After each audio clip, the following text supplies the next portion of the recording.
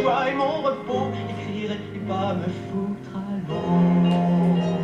Écrire pour ne pas mourir, pour ne pas mourir.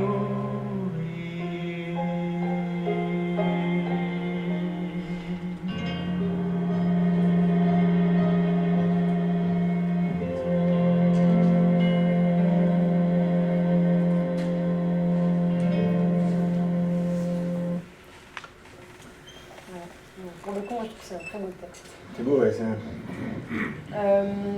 Il est 21h10, il y a une dernière question, on la prend et après, ça sera le temps de la musique, justement. Bon, Il y en a deux, donc on va commencer par... Et puis la dernière sera... Ce que je trouve intéressant dans cette chanson, c'est que j'ai l'impression qu'elle parle en fait de plein de dimensions, puisque écrire pour ne pas mourir, ça me semble être un peu en général.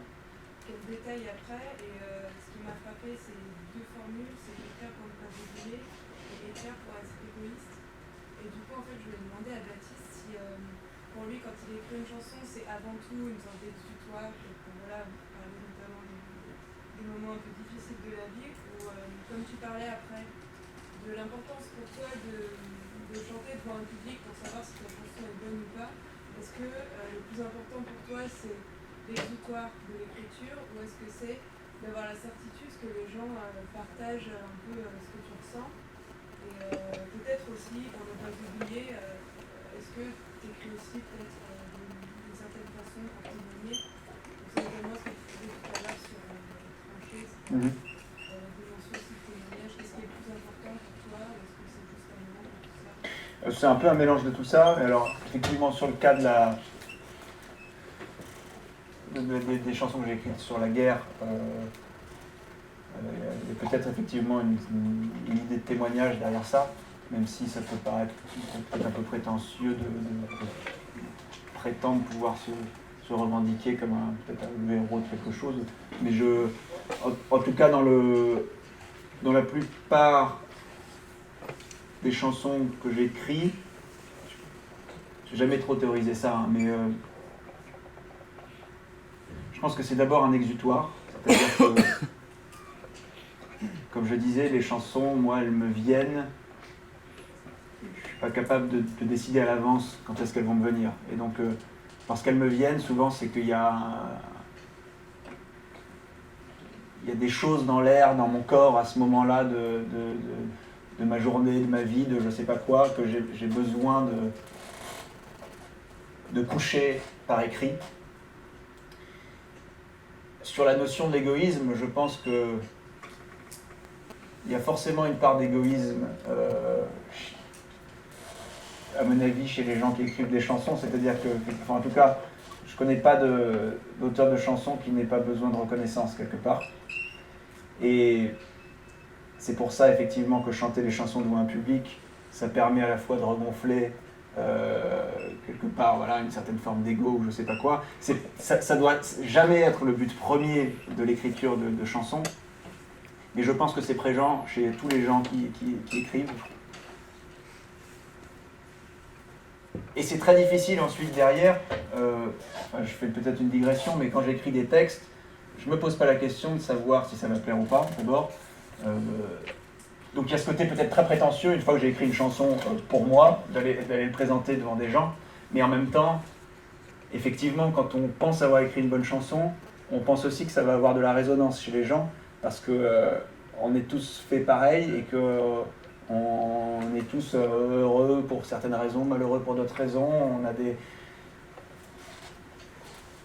il y a une certaine forme d'universalité, je pense, dans une bonne chanson. Et c'est peut-être ça d'ailleurs qui est la définition d'une bonne chanson, c'est que chacun peut s'y retrouver et y trouver quelque chose qu'il a lui-même personnellement vécu, même si à la base ça parle de l'expérience personnelle de la personne qui a écrit la chanson.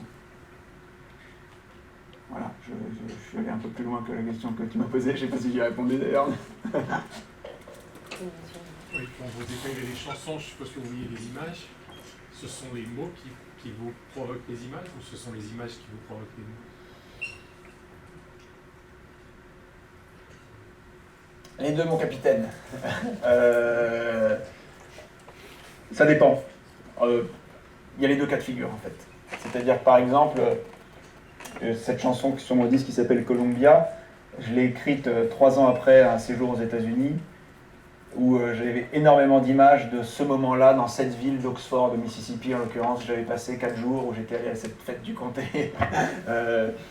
Et c'était des images qui sont restées et dont j'étais imprégné. Puis un jour, je me suis dit, je crois que là, je suis prêt à trouver les bons mots sur ce moment-là de ma vie qui, je me rends compte, a été très important.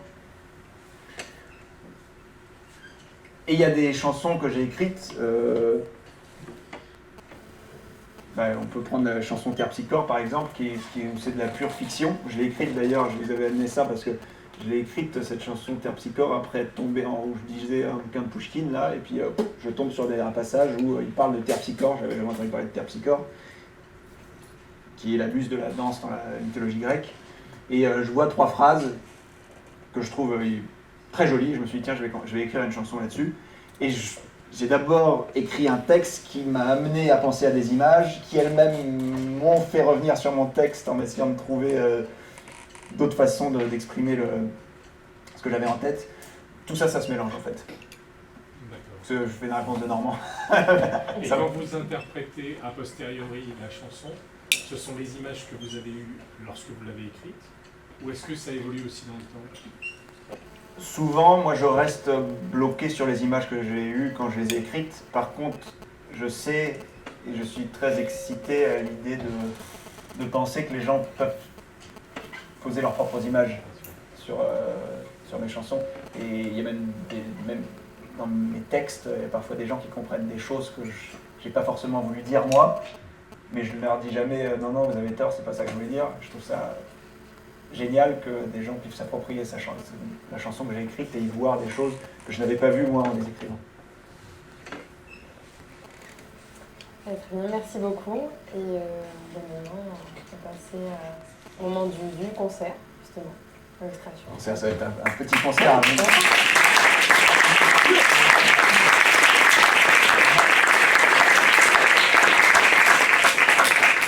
Alors, je vais peut-être pas garder ça. Ouais, moi aussi je vais le donner. Je vais vous interpréter quelques chansons.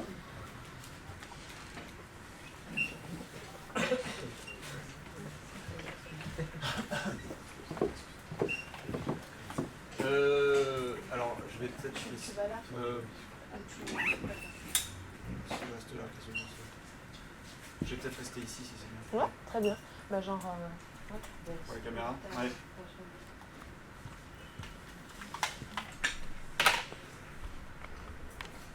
Alors, je vais vous chanter des chansons.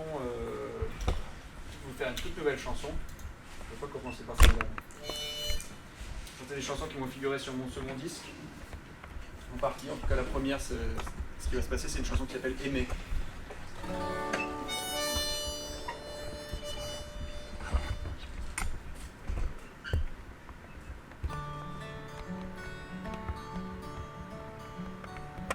Elle pousse au loin son rire, déjà, c'est l'ivresse qui vient.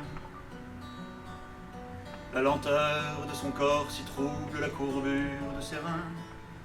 Elle passe à peine un instant à se plonger dans ses yeux. Elle tremble de toutes ses peines, mais à l'idée d'être heureuse. On nous dit dans les films que la nuit dorment les princesses. Elle a cherché l'amour, le jour n'en a tiré que tristesse. Ce soir, c'est la nuit blanche, elle veille et trouve le temps long. Alors elle pleure sur les draps lâches, aimée d'un garçon sans prénom. Danse, danse, danse mon aimé. Danse et prends le temps de te retrouver.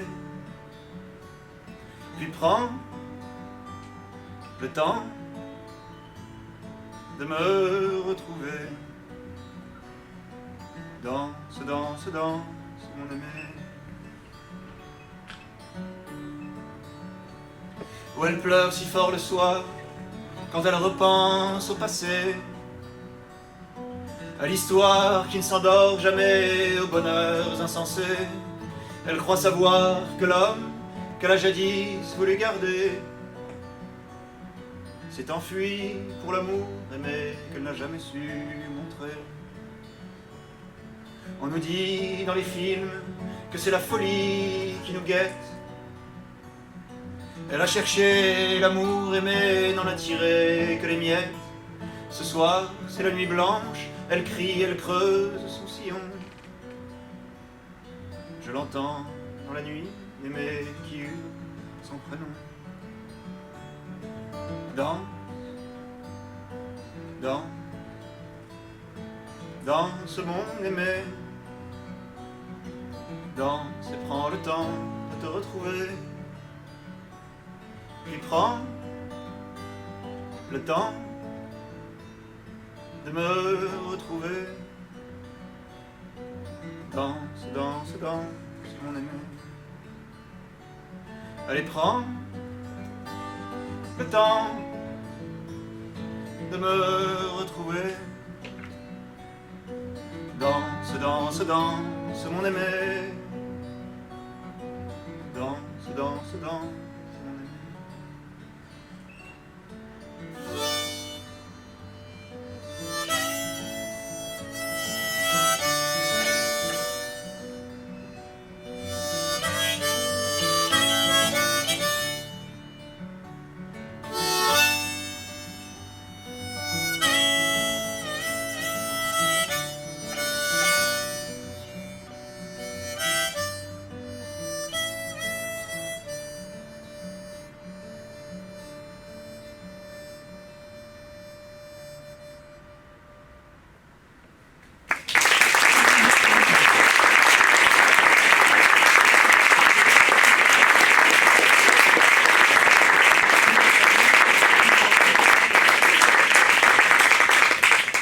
Merci beaucoup.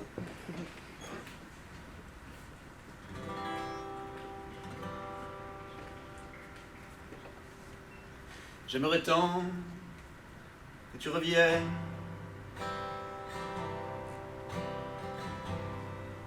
que tu me délies de mes peines,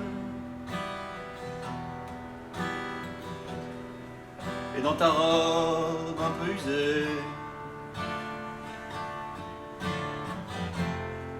c'est toi qui me réparerais. Dans cette vie où je me noie,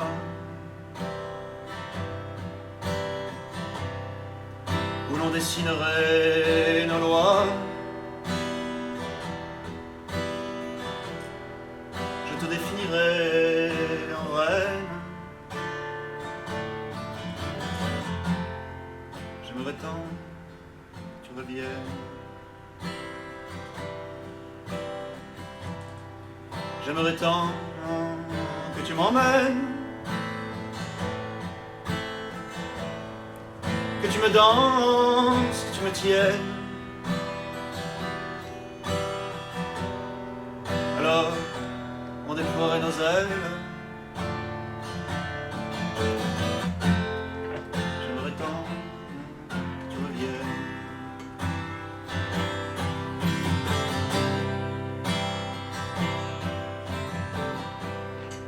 J'aimerais tant que tu reviennes,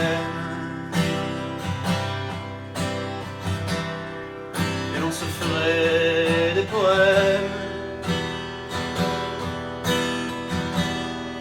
Tu serais belle au mois de mai, et nos âmes s'embraseraient.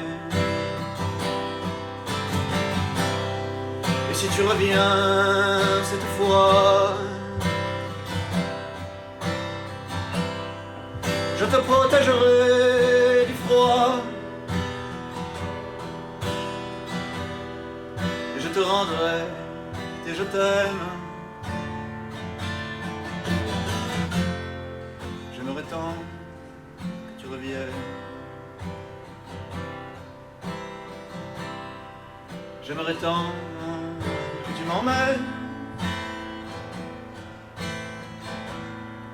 que tu me danses, que tu me tiennes. Alors, on déploierait nos ailes.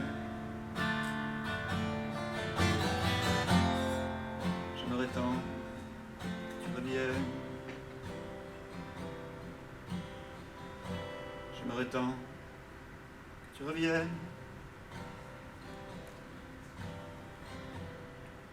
J'aimerais tant que tu m'emmènes. Et que l'on brise notre carême. J'aimerais tant que tu reviennes.